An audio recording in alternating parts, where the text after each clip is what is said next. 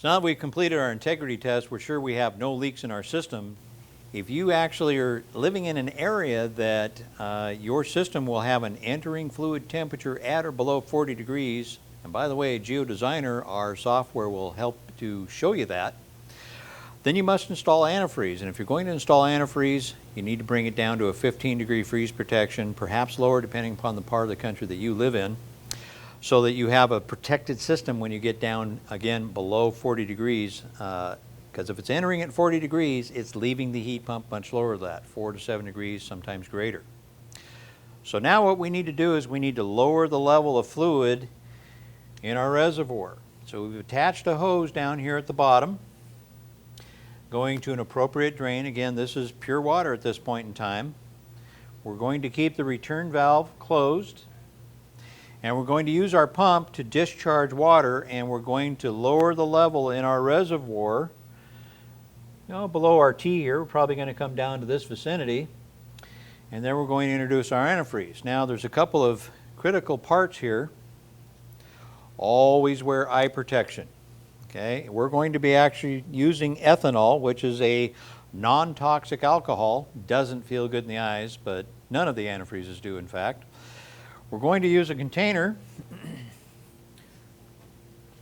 suitable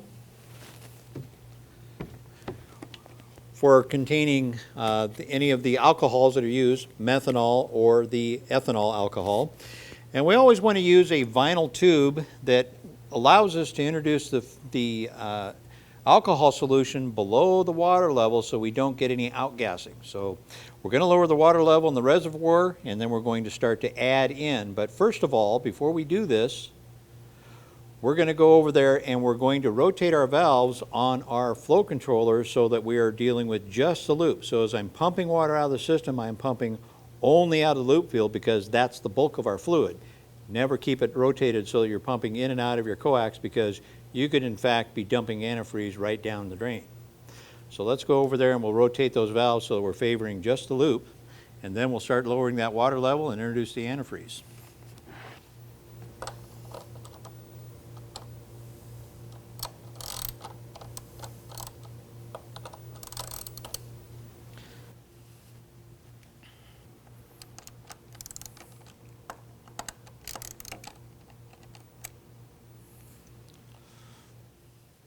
So I'm going to go ahead and open up my supply valve. We're going to let the pressure go back to a static condition. I'm going to open up my discharge valve just a little bit. Actually, I'm going to turn the pump on first.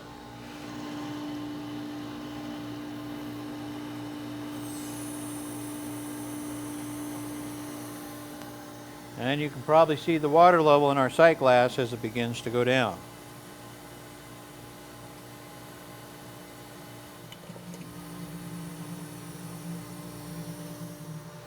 Now we've removed enough fluid, I'm going to go ahead and I'm going to shut our discharge line.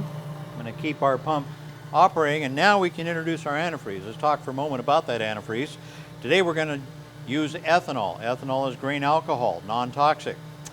The other antifreezes of choice typically are methanol.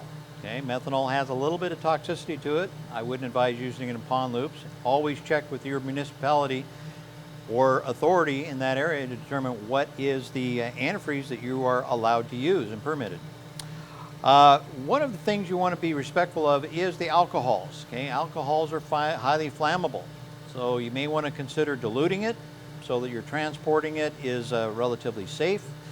You also want to make sure, if you're dealing with pure ethanol or methanol, because of its volatility and flammability, you want to make sure you have people cleared out of the area. You want to make sure no one's smoking near you. You never put a trouble light over the top of your work area. You want to kind of make sure you have a safe environment. You need to treat it with respect. Remember, this is alcohol. It can be on fire and you don't see it. So again, be respectful. Be respectful. Okay, use a suitable container. So now that we've addressed the kind of antifreeze, we're going to use this particular container, and we've added a vinyl hose so that we can introduce the ethanol under the water level so that we don't have any vapor escape. Now, when you use our software, auto pressure drop, it'll not only verify that you have the appropriate amount of flow and it's a turbulent flow so you get good loop performance, it'll also show you exactly how much antifreeze you need to bring out to the project so you get that proper level of freeze protection. The other benefit of the auto pressure drop software, it will also tell you the feet of head and the flow velocity you need to deliver out of your flush cart. It's a nice thing to double check to make sure that the loop design you're about to install fits within the limits and the capacities of the flush cart in which you own. There's nothing worse than having to build a special flush cart for that one particular project. It's easier to redesign the loop typically when you're going in. So we're going to introduce this particular 5-gallon bucket of ethanol.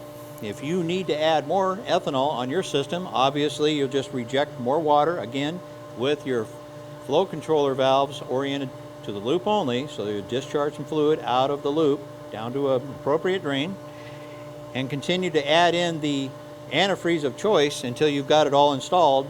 Then you go ahead and do thorough mixing of it and verifying. We're going to show you that here in just a moment.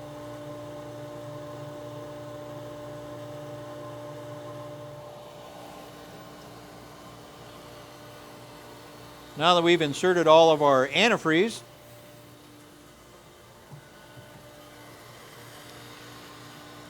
our next step, we're going to open up our return valve, and we need to thoroughly mix our antifreeze throughout the entire system. Don't be one of those cowboys that just dumps in the antifreeze, pressurize the system, and walk away. You want to make sure you in fact have thoroughly mixed it, and you need to sample it and test it. We're going to show you that procedure in just a moment. So one of the things we need to do at this point is we need to go over and rotate the valves in our flow controller so that we are circulating our brine solution, our antifreeze and water, through both the loop field and the coaxial heat exchanger inside the heat pump. I'm going to go ahead and do that.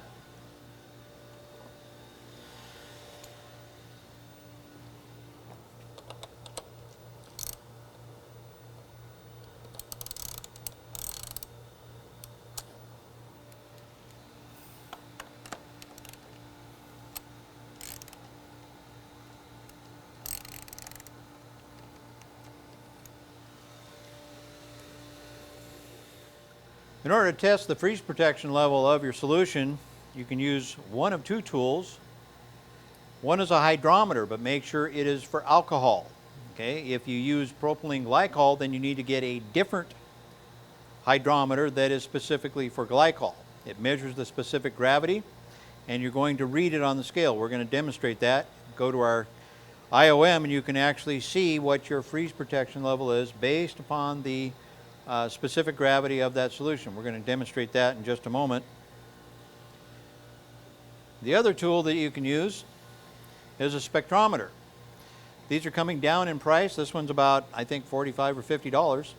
You lift up in this lid, you put an eyedropper of solution on there, and you hold it up in some bright light and you read it, and it's going to give you a Brix scale, B-R-I-X.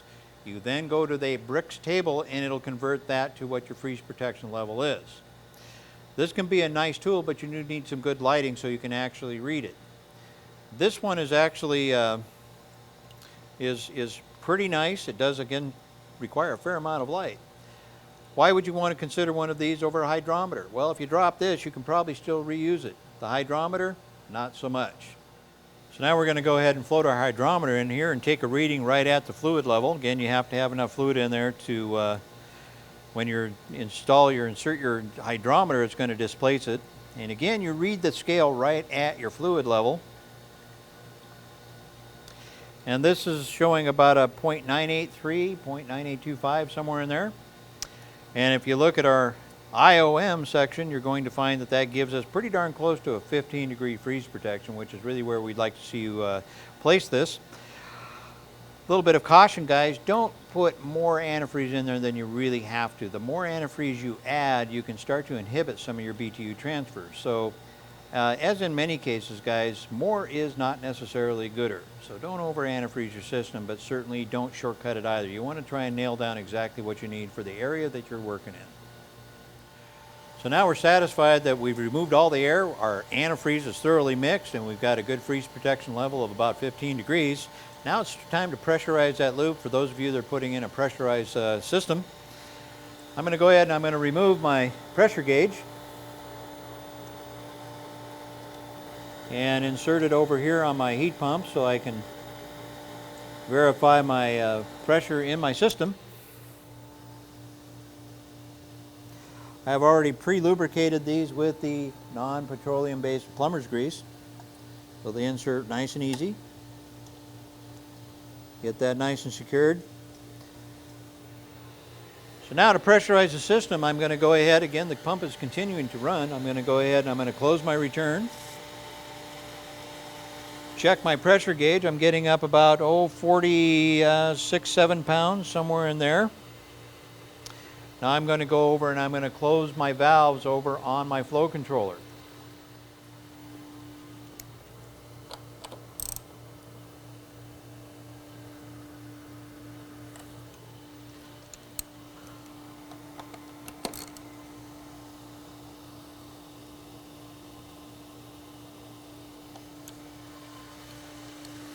Now that I have my service valves or my three-way valves in my flow controller put into the service position, I can shut my pump off. And now it's time to watch for any tail off on my pressure gauge. I'm showing about 45 psi. That's a nice number. That's very common with a flush cart pump pressurization procedure. So we're just going to watch and see if we get any real tail off here. So that completes this segment on flushing a closed loop system and pressurizing, again for a pressurized system. But I want to really emphasize and recap that we went through a number of procedures, and we strongly recommend you do too, to make sure that you have verified repeatedly through all those various steps that you have in fact removed all the air. Don't skip that. Don't just flush the system for 20 or 30 minutes, don't see air bubbles, think you're done. You're not. Make sure you don't have air. If you leave air in a system, eventually it's going to lose its pressure because, again, that air will compress. It's going to start to show a tail off in pressure. That means you got to come back and either reflush it, or more than likely, at some point, they're going to say, oh my goodness, that ground loop's leaking. In my 30 years experience, I will tell you that there are very, very, very few ground leaks that I have ever seen that actually leak. It is almost always air from improper flushing procedures. Don't be one of those cowboys. Do it right or stay home.